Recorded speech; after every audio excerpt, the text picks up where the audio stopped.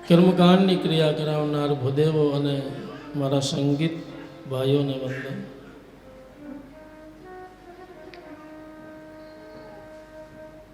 ભાગીરથી ગંગા નદીને કિનારે અન્ન અને જળનો પણ ત્યાગ કરીને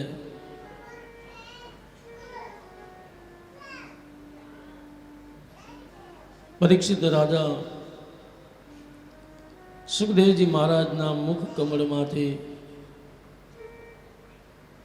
અમૃત સમાન ભગવાનની દિવ્ય કથામૃતનું રસપાન કરી રહ્યા છે.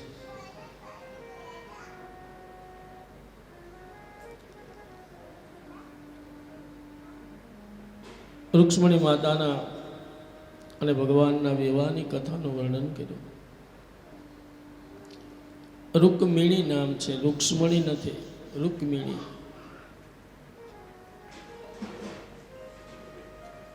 ભગવાને એમનું અપહરણ કરી આવ્યા. એકબીજાએ કદી જોયા નથી એકબીજાને. તો જાણ્યા વગર પ્રેમ કેમ થાય? જોયા વગર પ્રેમ ન થાય. પણ આ તો આદિ અનાદિ અખંડ જોડી છે.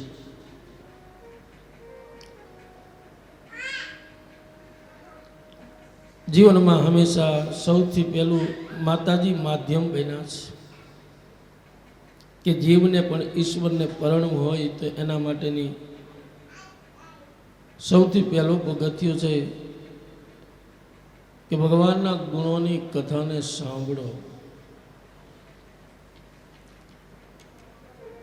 ભગવાન તો ઠીક, પણ આ જગતમાં કોઈ વ્યક્તિ વિષય વસ્તુ એવી નથી કે જેનામાં ગુણ ન હોય. ગુણ દોષ સમય વિશ્વ કિન્હ કીર્તાર. ગુણ અને દોષથી આ ભરેલું જગત છે સાહેબ. ક્યાંય પણ એવી વસ્તુ નહીં મળે કે જ્યાં ગુણ ન હોય. સુખદેવજી ભગવાનના ગુરુ જનક મહારાજ છે. વિદ્યાની પ્રાપ્તિ પૂર્ણ થયા પછી સુખદેવજી ભગવાન કે છે, ગુરુદેવ આપ મને આજ્ઞા કરો, હું શું આપું ગુરુ દક્ષિણામાં? તો જનક મહારાજે કહ્યું છે કે ભાઈ તારે દક્ષિણા જ જો આપી હોય તો આ જગતમાં સાવ નકામી વસ્તુ હોય એની મને દક્ષિણા તું આપ. બેકાર, બિલકુલ. હવે બેકાર શું છે વસ્તુ? કોઈ એવી ગુણ વગરની શું છે એ જોયું.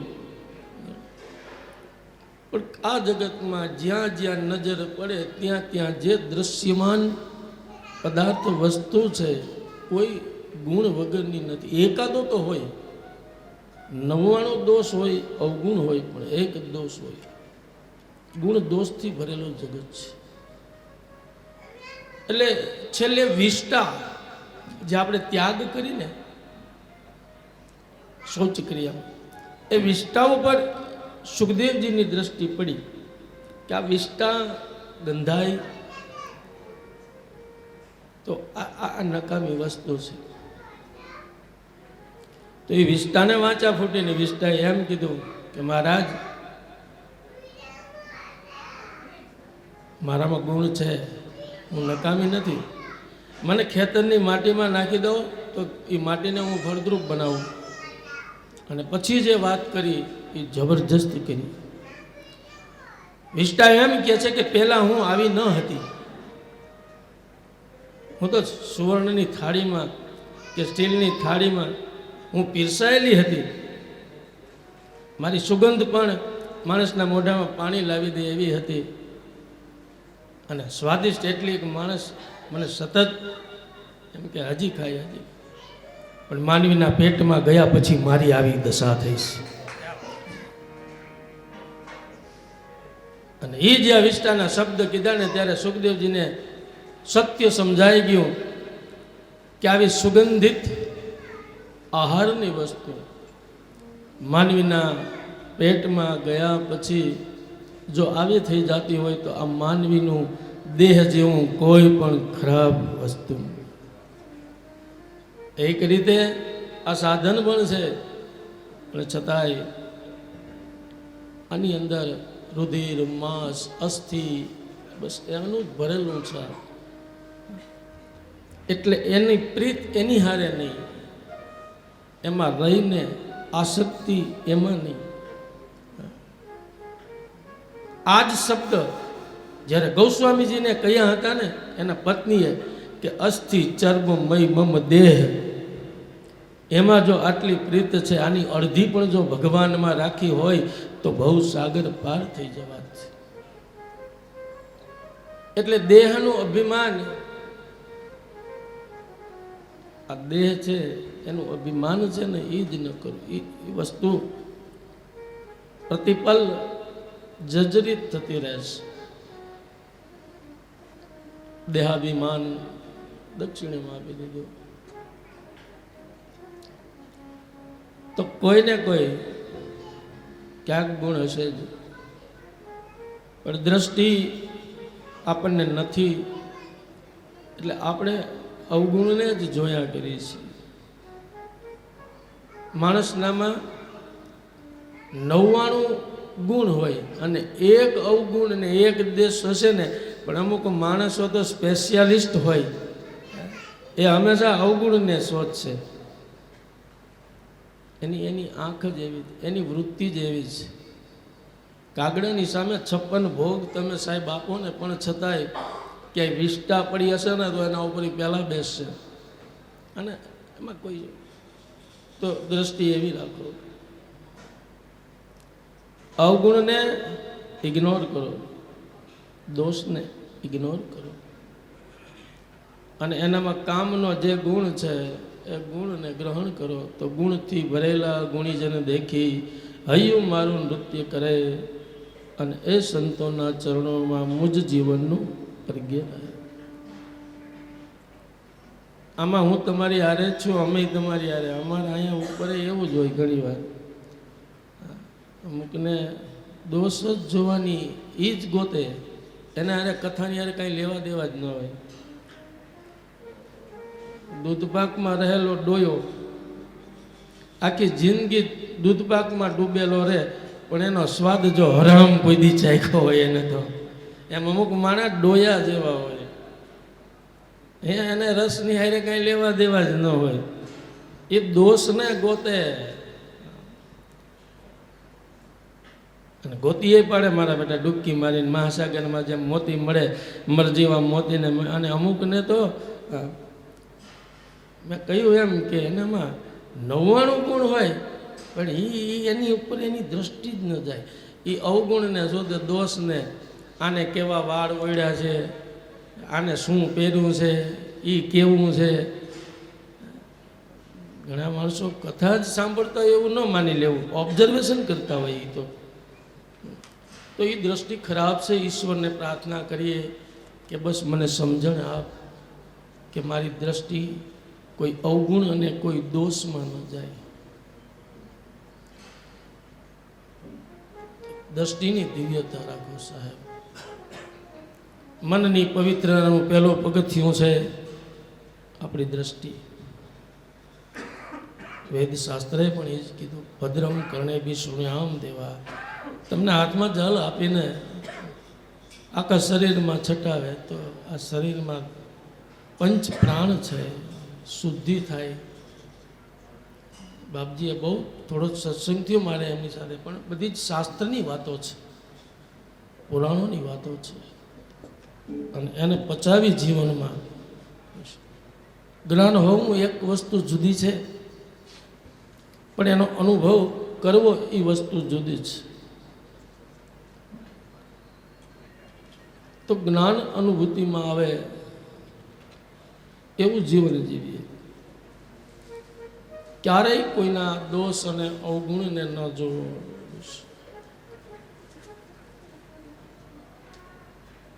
તો જીવન આપણું દિવ્ય બનશે ને બીજાને ગમશું, બીજાને વાલા લાગશું.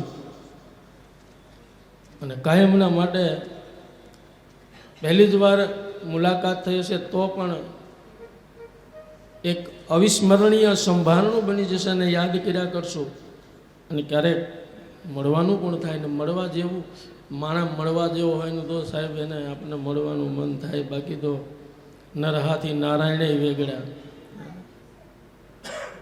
આ જગતમાં મર્યા પછી જીવતા રહેવાનો રસ્તો આ એક જ છે। मरने के बाद भी जिंदा रहने का आसान तरीका है तो किसी के दिल में आसिया बना लो, वरना ये जनाजा ये कब्र बातों ही बातों की बात है। इंसान मर तो तब जाता है जब कोई याद करने वाला नहीं हो। આપણા પરિવારના આપણને હાઈસ ગયા તો સારું થયું, શાંતિ।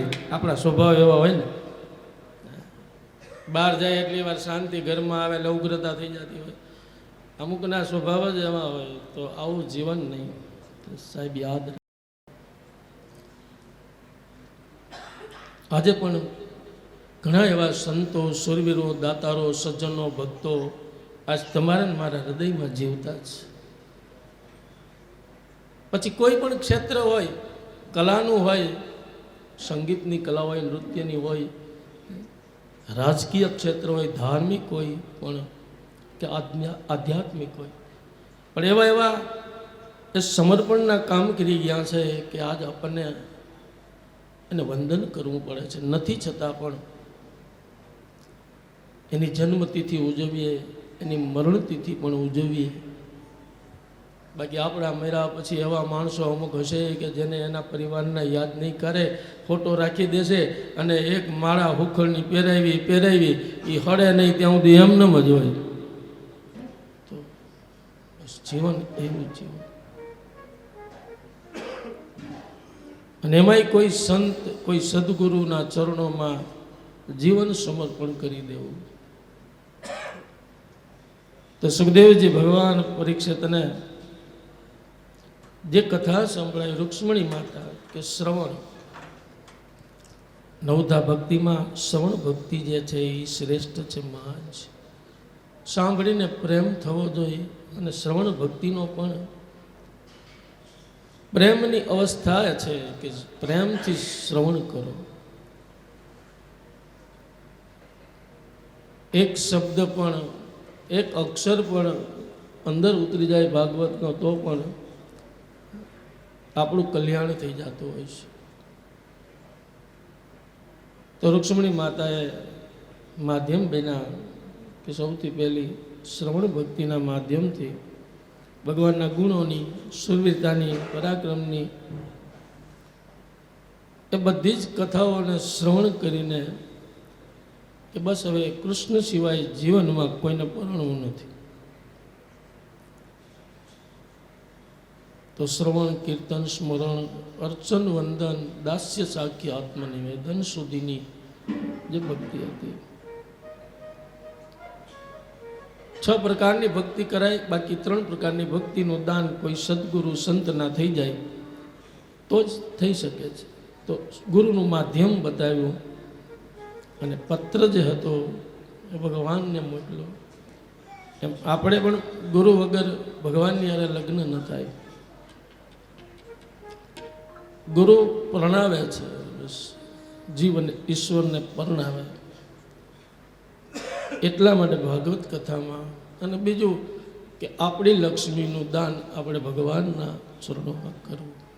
જ્યારે પણ ક્યારેય કથામાં જાઓ, કોઈ પણ હોય, પણ રૂક્ષ્મણી વિવાહમાં આપણે આપણી લક્ષ્મીનું દાન ભગવાનના ચરણોમાં, એને પરણાવી કોરી ન રાખી। ભલે છેલ્લે 11માંથી તો ન જ જવો, 11 એટલે કંઈ મોટું નહોતું, પણ આપણી લાયકાત પ્રમાણે આપણે લક્ષ્મીનું દાન કરી દેવાથી ભગવાન જમાઈ બની જાય।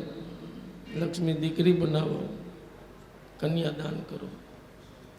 તો એટલે તો બ્રાહ્મણો તમને આશીર્વાદ આપે છે, લક્ષ્મીવાન ભવ, આયુષ્યમાન ભવ। દક્ષિણા એને તમે જે આપો પણ આશીર્વાદ એની કોઈ મૂલ્ય ન આંકી શકાય। તો જીવને ઈશ્વરના એક થવાની કથા એટલે આ રૂક્ષ્મણી વિવાહ। સમય જતાં રૂક્ષ્મણી માતાના ઉદરે પ્રદ્યુમનનો જન્મ થયો અને એ પ્રદ્યુમન એટલે સ્વયં મહાદેવે કામને બાળીને ભસ્મ કર્યો।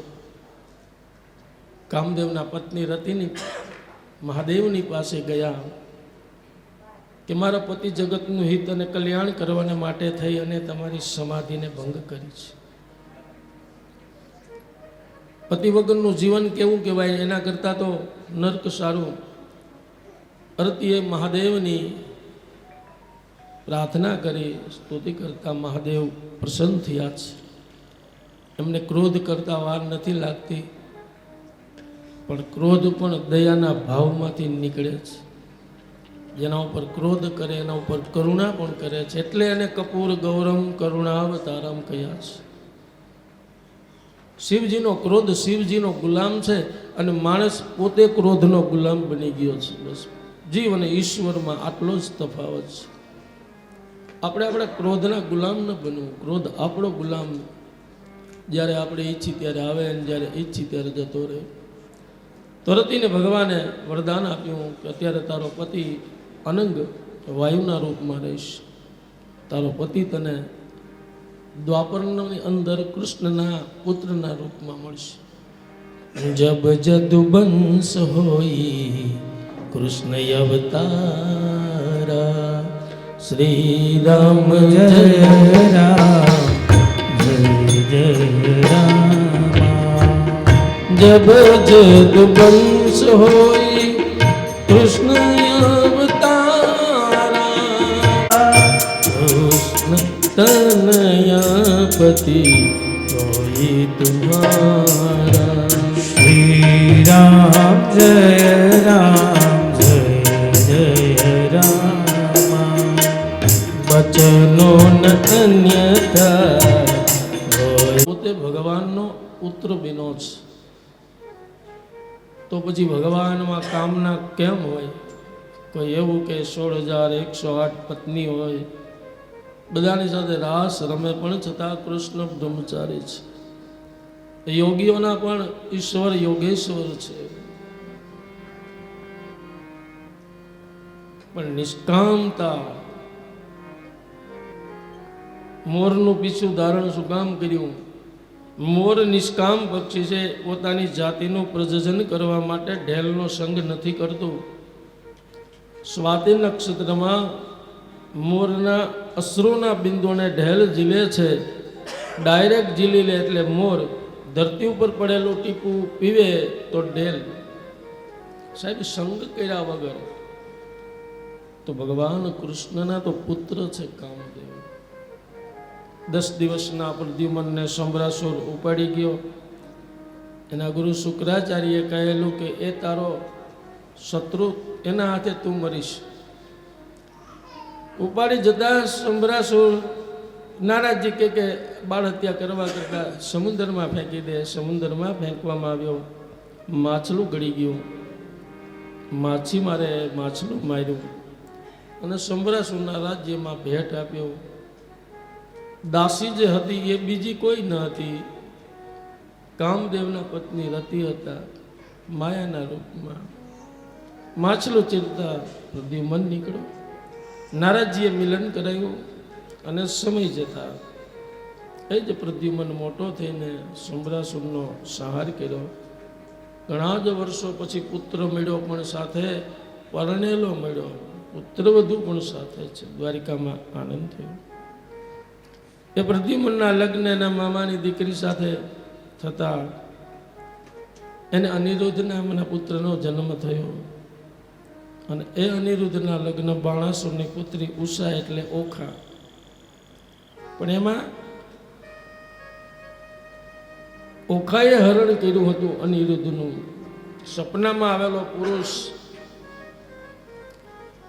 એની સહેલી ચિત્રલેખાએ દેવદાનો માનવના તસવીર દેખાડતા એને અનિરુદ્ધને બતાવ્યા. એનું હરણ કરી આવ્યા. બાણાસુરને કોઈ સંતાન નહીં. શિવની ઉપાસના કરતા કે ભાઈ તારે 7 જન્મમાં સંતાન નથી. ભવાની કહે છે હું તને દીકરી આપી શકું. કારણ કે ઓખાને શ્રાપ આપ્યો તો પાર્વતીજીએ, તો એ ઓખા ઉષા બની. અને બાણાસુરને અભિમાન બહુ, એના 1000 હાથ. મહાદેવનો ઉપાસક, એની સામે કોઈ યુદ્ધ ન કરે.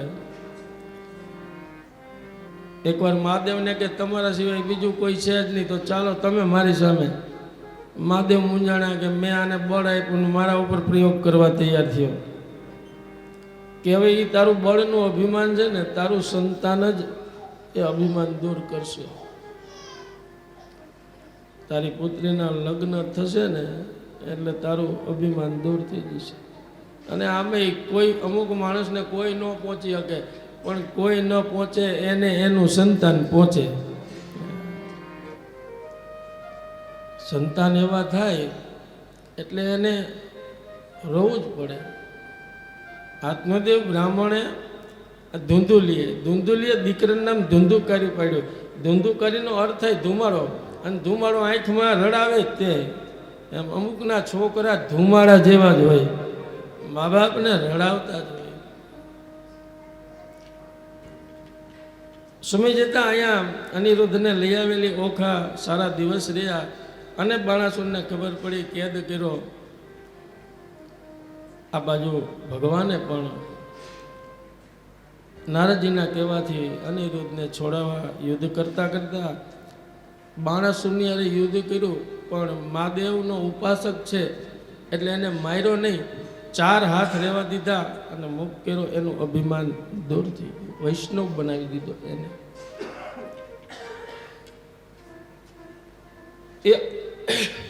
એક જે પત્ની છે ભગવાનના, બીજા હવે જે થયા રૂકમણી સિવાય, સત્રાજીત નામના યાદવની પુત્રી સત્યભામા, એમાં મણી ચોરવાનો આરોપ ભગવાન ઉપર આવ્યો. પણ સત્યજીતનો ભાઈ પ્રસેનજીત મણી પહેરીને જંગલમાં ગયો, વનમાં ગયો, તો સિંહનો શિકાર થયો. સિંહની પાસે મણી, સિંહનો જાંબુવાન નામના રીંછે શિકાર કર્યો અને મણી લઈને ગુફામાં. ભગવાન ઉપર આરોપ આવ્યો. ભગવાને મણી માગ્યો કે આ મણી રાજના કોષમાં હોય તો બધા જ પ્રજા સુખી થાય. આ સિયામંતક મણી રોજનું 80 મણ સોનું આપતો. માગ્યો ને ના આપ્યો. અને પછી જ્યારે પ્રસેનજીત લઈને ગયો વનમાં, અને ચોરીનો આરોપ ભગવાન ઉપર નાખ્યો, અને ભગવાન ઉપર ચોરીના આરોપ બધા સાચાએ માની લે, કારણ કે એને ધંધા ચોરીના નાનપણથી કર્યા, હલકુલ હોય હવાલદારનો. પછી ભગવાને એ આરોપમાંથી મુક્ત થવા શોધ કરીને પ્રસેનજીત જોયો, સિંહ જોયો, જાંબુવાનની ગુફામાં ગયા, ત્યાં યુદ્ધ થયું. જાંબુવાનને ખબર નથી કે આ એ જ સત્ય છે જે રામના રૂપમાં હતું, અત્યારે દ્વાપરમાં કૃષ્ણના રૂપમાં છે, એ જ સત્ય. જાંબુવાનજી એક જ માત્ર રામાયણના યુદ્ધની અંદર લંકાકાંડમાં એક જ હું પાત્ર, બધા હાર્યા. રામ લક્ષ્મણ એ પણ પાસમાં બંધાયા, બધા હાર્યા, પણ એક જાંબુવાનજી ક્યારેય નથી હાર્યા. તો જાંબુવાનજી સ્થિર બુદ્ધિ છે, જેની બુદ્ધિ સ્થિર હોય એ હારે નહીં. પણ આજ ભગવાનની સામે હારે ત્યારે ખબર પડી ગઈ કે ભગવાન સિવાય હું હારું નહીં, અને સમર્પણ કર્યું, મણી આપ્યો. પોતાની દીકરી જાંબુવતીને પણ પાણી ગ્રહણ કરાવ્યું. મણી લઈને આવતા સત્રાજીત ભોઠો પડ્યો, પોતાની પુત્રી સત્યભામાના ભગવાનને પ્રણાવ્યા. જાંબુવતી પણ ભગવાનના પત્ની થયા. જાંબુવતીના ઉદરેથી શાંબ નામના પુત્રનો જન્મ થયો. મહાદેવની આરાધના કરતા કરતા એટલે પુત્ર થયો, એટલે મહાદેવનું નામ શાંબ સદાશિવ છે. તો ભગવાનના ત્યાર પછી કાલિંદીનો પણ અર્જુનના કહેવાથી યમુનાના કિનારે તપ કરે છે પ્રભુના માટે. કાલિંદી, મિત્રવિંદા, પૌરવી, અષ્ટપટરાણી થઈ. અને અષ્ટપટરાણી એટલે અષ્ટદા પ્રકૃતિ. પ્રકૃતિ અષ્ટદા છે, પંચમહાભૂત, અને 3 ગુણ, રજોગુણ, તમોગુણ, સત્વગુણ. શરીર પણ અષ્ટદા પ્રકૃતિનું બનેલું છે. આપણે પ્રકૃતિને આધીન છે, પણ પ્રકૃતિ પરમાત્માને આધીન છે. એ અષ્ટપટરાણી. ભૌમાસુરના કેદમાં અનેક રાજાઓ, એના ખજાના, અનેક રાજાઓની કન્યાઓ, એના ત્રાસથી મુક્ત થવા દેવતાઓએ ભગવાને પ્રાર્થના કરતા. ભગવાને ભૌમાસુરનો વધ કરીને તમામ જે રાજાઓના ખજાના પરત આપ્યા.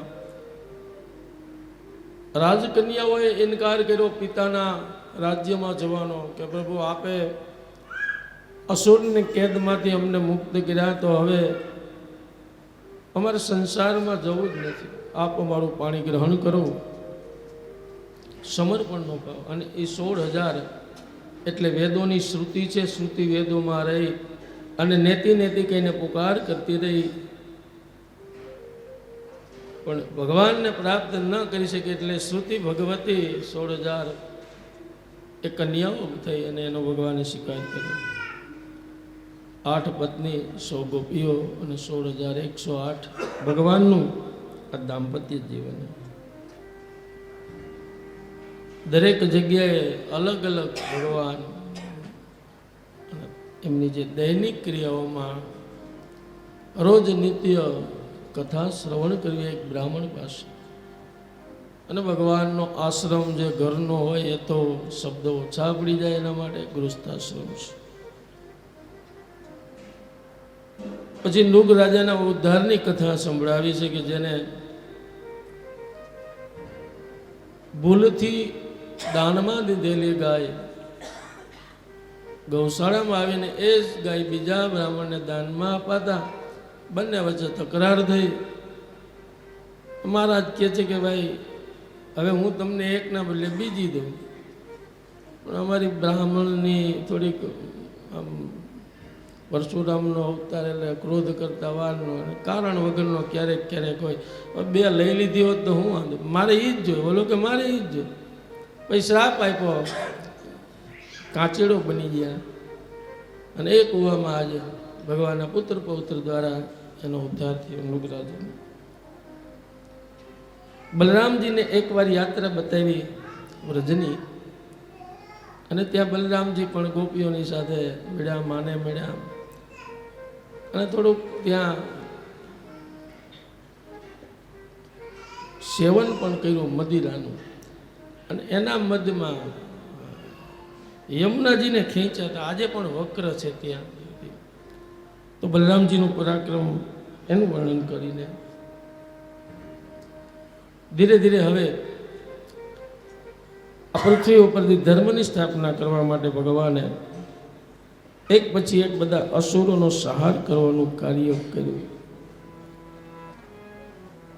જરાસંઘનો વધ ભીમ દ્વારા કરાવે છે. 3 બ્રાહ્મણના રૂપમાં જાય છે. કારણ કે જરાસંઘ 2 માનો એક દીકરો છે. એનો જન્મ થયો ત્યારે શરીરના 2 ટુકડામાં થયો.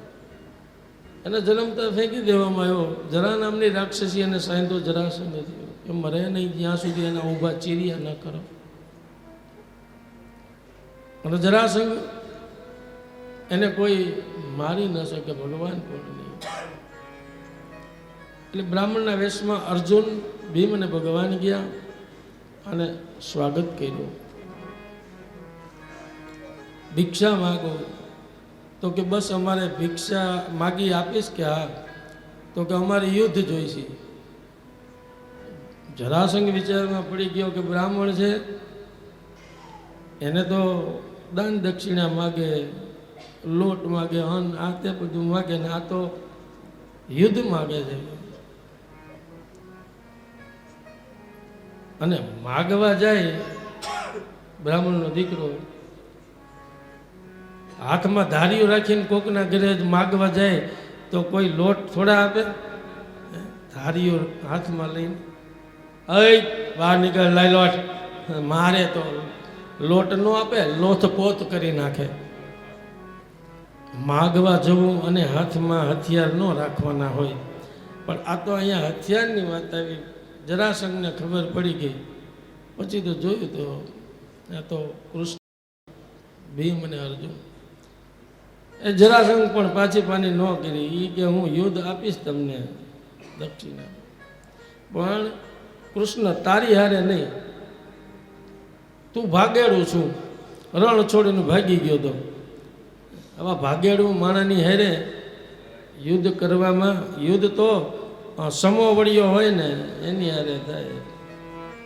અર્જુન હારે ન કરવું, એ તો હિજડો બની ગયો તો અજ્ઞાતવાસમાં. પણ ભીમની હારે કરવું એ બળવાન છે.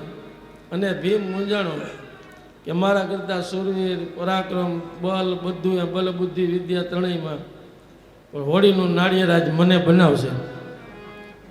ભીમ છે ને ભગવાન હારે હતા તોય ભરોસો નહોતો લ્યો. રામાયણનો સુગ્રીવ અને આ ભાગવતનો ભીમ બે હરખા વિષયી જીવ છે. હુંડલો હુંડલો ખાવું, આળસ, નિંદ્રા, પ્રમાદ, વિષયી જીવને પ્રભુ હોવા છતાં ભરોસો ન હોય લ્યો. હવે ભગવાન અત્યારે નથી તો ભરોસા કેટલાને હોય? આ બધા ભીમડા. ભગવાન કહે છે જાને ભાઈ હું છું ને તારી હારે યુદ્ધ કરવા જા. અરે આ મારા ભૂકા કાઢી નાખે કે ભગવાન હતા તોય ભરોસો નથી. પછી ભગવાને કીધું ભાઈ તું જાને કે તું તારે હું છું પણ જોઈજો હો કે આ ક્યાંક મારા પ્રાણ કાઢી ન નાખે ઢીકા મારીને. આ તો બળવાન છે. યુદ્ધ થયું ઘણા દિવસ, ભીમ હારે થાકી ભગવાનના મને રહેવા દો, હવે હવે પૂરું થઈ જશે મારું. પછી ભગવાને ઈશારો કર્યો, દર્ભની સડીના બે ચીરિયા ગીર્યા, વિરુદ્ધ દિશામાં ફેંક્યા, હવે જા. પછી ભીમ સમજી ગયો, પગ ઉપર પગ મૂક્યા અને હાથથી બીજો પગ પકડીને ઊભા ચીરિયા કર્યા ને આમ વિરુદ્ધ દિશામાં ફેંકતા જરાસંઘનો વધ કરાયો. જરાસંઘના વધ પછી શિશુપાલ અને દંતરક જે હતા એનો વધ થાય છે. આ બધું જરાસંઘનો વધ કર્યા પછી ભગવાને એના પુત્ર સહદેવને ગાદી સોંપી. પછી ભગવાનની યુધિષ્ઠિર મહારાજના યજ્ઞની અંદર કે પૂજા કોની કરવી, સહદેવે કીધું કે ભગવાન કૃષ્ણ અને માતા રૂક્ષ્મણીજીની કરાય. અભિષેક એમનો કરવો જોઈએ. એટલે ગાદી ઉપર ભગવાન ને માતાજી બેઠા છે. શિશુપાલ અને દંતવર્ક ભગવાનના મામા ફઈના ભયું થાય. શિશુપાલ અને દંતવર્ક આખરે તો જય અને વિજયનો ત્રીજો ક્રોધની વાસનાનો જન્મ છે. દ્વારપાળ હતા ભગવાનના.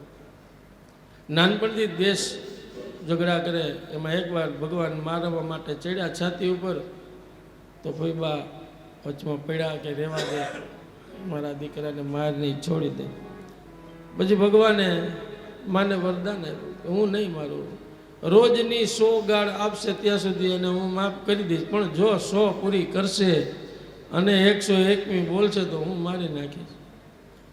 પછી તો શિશુપાલને ખબર હતી એટલે રોજ ગાળો દે ને એટલે લખે, બોલપેન હારે રાખી, કાગળે હારે રાખે, 100 સદી પૂરી ન થવા દે. પણ આજ જેની સાથે પોતાને પરણવાનું હતું, મીંઢોળ બંધાઈ ગયા હતા, પીઠી ચોડાઈ ગઈ હતી અને ફૂલેકું નીકળી ગયું હતું. અને એ જ સમયે એ રૂક્ષ્મણી માતાનું ભગવાને હરણ કરી ગયા. એટલે આને એટલો બધો ગુસ્સો આસમાને પહોંચી ગયેલો, આની પૂજા ન હોય, આ તો અભૂત છે ને ગોવાળીઓ છે ને, આના કોઈ ઠેક ચોરી કરવાના ધંધા ન કહેવાના. 100 ગાળ પૂરી કરી અને પછી ભગવાને સુદર્શન ચક્રથી શિશુપાલનું મસ્તક ધડતી અલગ કર્યું. એનું તેજ ભગવાનના તેજમાં સમાયું. દંતવક્તનો સહાર કર્યો. ઇલ્વ, બિલ્વ, પોંડરક, સાલ્વ ઇત્યાદિ બધા જ અસુરોનો ભગવાને સહાર કર્યો છે. ધર્મની સંસ્થાપના થઈ ધરતી ઉપર બધાને વીણી વીણીને અને છેલ્લે કુરુક્ષેત્ર એમાં અંદરો અંદર કૌરવ પાંડવનું યુદ્ધ કરાવીને આ ધરતી ઉપરથી તમામ જે પાપીઓ હતા, અધર્મીઓ હતા, એ બધાનો નાશ કર્યો. કોઈ એમ ન કહી શકે હો ભગવાનને કે અંદરો અંદર ભયો ભયોમાં જો એક રીતે વ્યવહારિક દ્રષ્ટિએ જે માણસમાં બુદ્ધિ નથી ને વધારે, એ એમ જ કહે કે ભગવાને આ કાવા દાવા કરી અને અંદરો અંદર ભાઈઓ ભાઈઓને ઝઘડો કરીને કપાવી નાખ્યા. પણ આ વાત બિલકુલ 100% સત્ય નથી. બોલો, ભગવાન તો દૂધ બનીને નહોતા ગયા? કોણ ના પાડી શકે જગતમાં? ભગવાનને યુધિષ્ઠિર મહારાજે મોકલ્યા હતા દુર્યોધન પાસે, સમાધાન કરો. રાજ્ય તો પાંડુનું હતું, પણ કપટ કરીને લઈ ગયા. વનવાસ પૂરો થાય એટલે શરત પ્રમાણે પાછું આપવું પડે, પણ આને ના આપ્યું. પારકી વસ્તુ હાથમાં આવ્યા પછી દેવાનો જીવ ન લે, બધા દુર્યોધન છે. દુર્યોધન, દુસલા, આ બધા દૂથી નામ આવે, બોલો ખરાબ. તો દુર્યોધન ને ભગવાન દૂત બનીને આવ્યા. બહુ ભવ્ય સ્વાગત થયું. ભગવાન કે સ્વાગતનો સ્વીકાર ન કરાય મારે. આજ હું દ્વારિકાનો રાજા નહીં, તમારો સગો નહીં, દૂત બનીને આવ્યો છું. દૂતનો ધર્મ એ છે કે જો સમાધાન ઉપર સહી સિક્કા થાય બે પક્ષના, તો જ તમારો આદર સત્કાર મારે સ્વીકાર કરાય. દુર્યોધન કે નહીં, સમાધાન તો નહીં. ત્યાં સુધી કીધું હતું યુધિષ્ઠિર મહારાજે કે 5 અમે ભાઈઓ છીએ, 5 ગામ આપી દે ને સાહેબ, અડધું રાજે નથી જોતું, 5 ગામ આપી દે તો પણ સમાધાન કરતા આવજો. પણ દુર્યોધન જેવો દુષ્ટ કોણ? એ કે સોય હોય ને તમે જમીન ઉપર મૂકો અને એની અણી જેટલી પણ હું જમીન ન આપું. હા, એને જોતો હોય તો એના બાવડામાં બળ હોય ને તો યુદ્ધ કરીને લઈ લે. ભીષ્મ દાદા ભગવાનને કે મારા મહેલે ચાલો, બધાય, પણ ભગવાન કે નહીં ભાઈ, કોઈને ત્યાં નહીં. દૂત બનીને આવ્યો છું, સમાધાન ન થાય તો મારે તમારું પાણી એ ન પીવાય. તો બોલો, કોઈ ભગવાનને આંગળી ઊંચી કરી શકે ખરા? અને જ્યારે ભગવાન દૂત બનીને આવતા હતા ને ત્યારે કોઈએ પૂછ્યું પણ હશે બુદ્ધિજીવીઓએ કે તમે જાઓ છો ખરા સમાધાનનો પ્રસ્તાવ લઈને, પણ શું તમને વિશ્વાસ છે કે દુર્યોધન સમાધાન કરશે? તો ભગવાને કીધું કે મને વિશ્વાસ છે, નહીં કરે એટલે જ જાઉં છું. કાલે સવારે ઉઠીને મારા ઉપર કોઈ આંગળી ના ઊંચી કરી શકે કે કૃષ્ણએ ભાઈઓનો ઝઘડો કરાવીને અંદરો અંદર યુદ્ધ કરાવીને કપાવી માર્યા. મને તો કોઈ ન કહે ને. હું તો દૂત બનીને સમાધાનનો પ્રસ્તાવ લઈને ગયો હતો. માખણમાંથી જેમ વાળ નીકળી જાય ને એમ છટકી ગયા મારા પ્રભુ. અને મહાભારતના યુદ્ધની અંદર 2 પાત્ર નહોતા સાહેબ. ભગવાનને ખબર હતી કે જ્યાં સુધી આ કૌરવના પક્ષે 2 વ્યક્તિત્વ છે ત્યાં સુધી હું પણ પાંડવોને વિજય નહીં અપાવી શકું. એક મોટા ભાઈ બલરામજી અને બીજા વિદુરજી. કૌરવના પક્ષે જો આ હોત ને સાહેબ તો કદાચ પરિણામ ધારા પ્રમાણેનું પાંડવના પક્ષમાં ન આવી શક્યો. બલરામજીને યાત્રાએ મોકલી દીધેલા અને વિદુરજીને પણ યાત્રાએ મોકલ્યા. દુર્યોધનના હૃદયમાં દુષ્ટતા પેદા કરાવીને વિદુરજી એને ખબર પડી ગઈ કે આ રાજ્ય પાછું ન આપવું પડે, એટલે દુર્યોધન પાંડવોને કપટ કરીને મરાવી નાખવા માંગે છે. અને એમાંય લાક્ષા ભવનનું જ્યારે સર્જન કરીને મરાવી નાખવા માટે બધું ષડયંત્ર કર્યું. વિદુરજીને ખબર પડી અને વિદુરજીએ ધૃતરાષ્ટ્રને કીધું છે કે ભાઈ તમે આંખથી નહીં, તમે સ્વાર્થથી પણ આંધળા છો. શું તમને ખબર નથી તમારો આ દુષ્ટ પુત્ર શું કરી રહ્યો છે? અને પુત્ર તો એને કહેવાય. પૂમ નામના નરકમાંથી મા બાપને ઉગારે એનું નામ પુત્ર. આ દુર્યોધન પુત્ર નથી, આ કપુતર છે. અને વળી દોષ દુર્યોધનના રૂપમાં આપણે ત્યાં જન્મો છે. સૈવ દોષ દુર્યોધન વિનાશ. આ આપણા કુળનું નિકંદન કાઢી નાખશે. ભાઈ હજી પણ ચેતી જાઓ અને એના ષડયંત્રમાં ભાગ ન. યુદ્ધની અંદર ક્યારેય વિજય નહીં થાય આપણો, કારણ કે પાંડવોના પક્ષે ભગવાન છે. એટલે હજી પણ માની જાઓ આ દુષ્ટ છે. આવા શબ્દ કીધા. દુર્યોધનને ખબર પડી અને પિતા તુલ્ય કાકા છે, અપમાન કર્યું દાસી પુત્ર કહીને. પણ અપમાન એને લાગે કે જે ભગવાનની ભક્તિનો આનંદ ન પ્રાપ્ત કરી શક્યો હોય, જે જીવ જેના હૃદયમાં આનંદનો સાગર જ ઘૂઘવતો હોય ને સાહેબ, એનું કોઈ અપમાન કરે, એને મારે,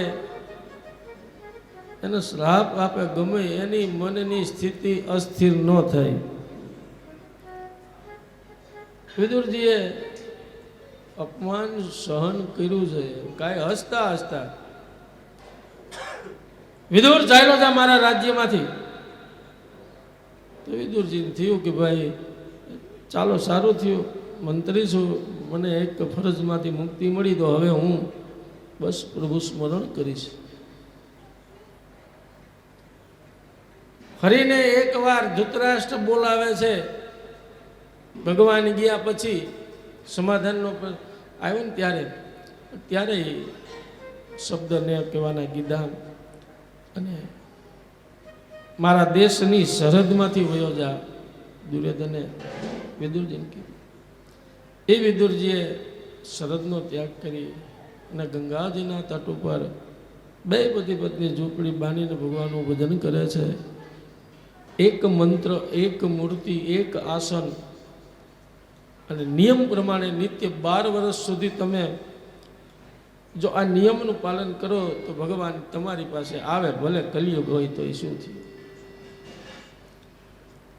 તો ભગવાન વિદુરજીને ત્યાં ગયા હતા ત્યારે પાણી દુર્યોધનના મહેલનું, કૌરવના મહેલનું પાણી પણ નહોતું પીધું. ઉદ્ધવજી હારે આવેલા ભગવાનની, એટલે એને ભગવાનને કીધું કે તમે તો જગતનું પાલન કરનારા છો, તમને ભૂખ અને તરસ, પણ મારું તો વિચારો, મારા પેટમાં ગલુડિયા બોલે છે. ત્યારે ભગવાને ઉદ્ધવજીને કીધું હતું કે ચાલો ને વિદુર ઘેર જાય, ઉદ્ધવજી ચાલો વિદુર ઘેર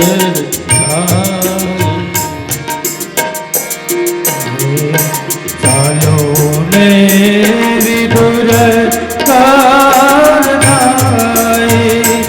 ઉદ્ધવજી ચાલો વિદુર કાનાઈ.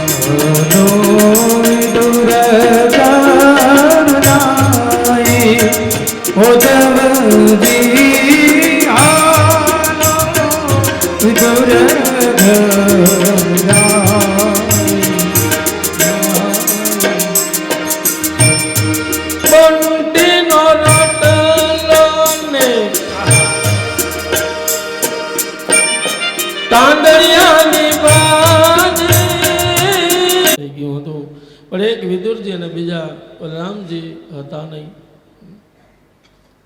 તો મહાભારતના જે કુરુક્ષેત્રના મેદાનમાં યુદ્ધ થયું ને એનું વર્ણન કર્યું.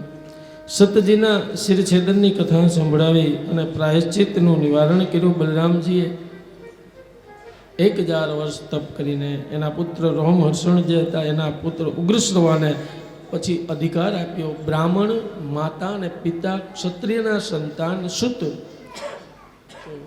એને અધિકાર પુરાણનો આપ્યો. ભગવાને ધીરે ધીરે ધર્મની સ્થાપના કર્યા પછી પરિત્રાણાય સાધુના, સંતોના હિત, એને પણ પવિત્ર કરવા, એને પણ પાવન કરવા એ કાર્ય ભગવાને કર્યું. અને એમાં સૌથી પહેલાં સુદામાજીનું જે ચરિત્ર હતું એનું વર્ણન કર્યું છે. સુદામા માટે એક બધાની માનસિકતા આવી કે એક ગરીબ બ્રાહ્મણ, પણ સાહેબ બ્રાહ્મણનો દીકરો ગરીબ હોતો નથી, એના જેવો દુનિયામાં કોઈ ધનવાન નથી, પૈસાથી ધનવાન નથી થવાતું. પણ બ્રહ્મ વિદ્યા બ્રહ્મ જાનાતિ બ્રાહ્મણા, વિદ્યા યાતિ વિપ્રત્વમ બ્રહ્મ જાનાતિ બ્રાહ્મણા, જેની પાસે બ્રહ્મ વિદ્યા ને બ્રહ્મ જ્ઞાન છે. અને કેમ અહીંયા સુદામાનો પરિચય વ્યાસજીએ આપ્યો છે. કૃષ્ણ સ્યાસીત સખા કશ્ચિદ બ્રાહ્મણો બ્રહ્મવિતમ વિરક્તિ ઇન્દ્રિયાર્થેષુ પ્રશાંતાત્મા જીતેન્દ્રિય. કેવો વ્યાસજી પરિચય આપે સાહેબ. અને ભગવાનના સખા એવો પરિચય છે.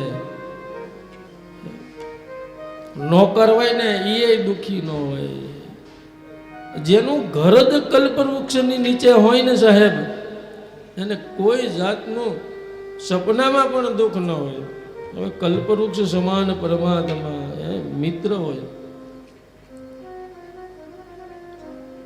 અરે ક્યારેક ક્યારેક સામાન્ય માણસ પણ છે ને સાહેબ, તમારા મારા માટે બધું ન્યોછાવર કરી દેવા તૈયાર થઈ જાય આપણા માટે થઈને. જેની પાસે ન હોય ને એ ક્યારેક ક્યારેક પોતાનું સંપત્તિ વેચીને પણ તો એ કેટલી, એની આટલી મહાનતા હોય તો મારા ઠાકોરજીની તો કેટલી હોય. કોઈ દ્રષ્ટાંત ક્યારેક ક્યારેક શોધવા નથી પડતા, કલ્પનાના જગતનું ન હોય, અનુભવના જગતનું ક્યારેક ક્યારેક આપણને મળી જાય આપણી દ્રષ્ટિએ હોય. ડૉક્ટર સાહેબ મને એક પ્રસંગ એવો કીધો હતો કોરોનાની અંદર, ત્યારે સાંભળીને મારી આંખમાં આંસુ આવી ગયા હતા સાહેબ, કે આજ પણ કૃષ્ણના રૂપમાં અમુક અમુક પાત્ર એવા છે સાહેબ. સાહેબને કોરોનામાં અને ફંગસ થઈ ગયું ને એમાં કંઈક 30-35 લાખનો ખર્ચ થાય એવો હતો. તો એ કહેતા હતા, એક બેન જે મારી પાસે જોશ ચૌધરી પરિવારના આવતા હતા ને, તો એને ખબર પડી ને તો એને એની જમીન વેચીને પૈસાની થેલી લઈને સાહેબ આવ્યા હતા. તેથી એમ થાય કે આ કૃષ્ણ નહીં તો કોણ, એની સામે કોઈ બીજું ન આવ્યું, કૃષ્ણ જ આવ્યા છે. તેથી આપણું રોમ રોમ પુલકિત થઈ જાય કે જેની પાસે રોકડમાં નથી ને એની સંપત્તિને વેચીને પણ એને એક પ્રેમનો ભાવ છે. ઋણ હતું ને માથે થોડું, તો જગતનો માલિક એનામાં તો કેટલું પ્રેમ હોય, કેટલી કરુણા, કેટલી દયા હોય. એટલે કૃષ્ણ સ્યાસી સખા કશ્ચિત બ્રાહ્મણો બ્રહ્મવિતમ. સાહેબ બ્રાહ્મણના દીકરા માટે મોટું મોટું ધન એની બ્રહ્મ વિદ્યા છે. એ બ્રહ્મને જાણતો માણતો હોય ને બીજાને જણાવી અને મણાવી પણ દે, આમના બ્રાહ્મણ છે. એની પાસે વિદ્યા હોવી જોઈએ. વિપ્ર છે એ તો વિદ્યા યાતિ વિપ્રત્વમ, અને વિદ્યા એ બીજાને રસ્તો બતાવે. સા વિદ્યા વિમુક્ત થાય. વળી વિરક્ત છે, આસક્ત નથી.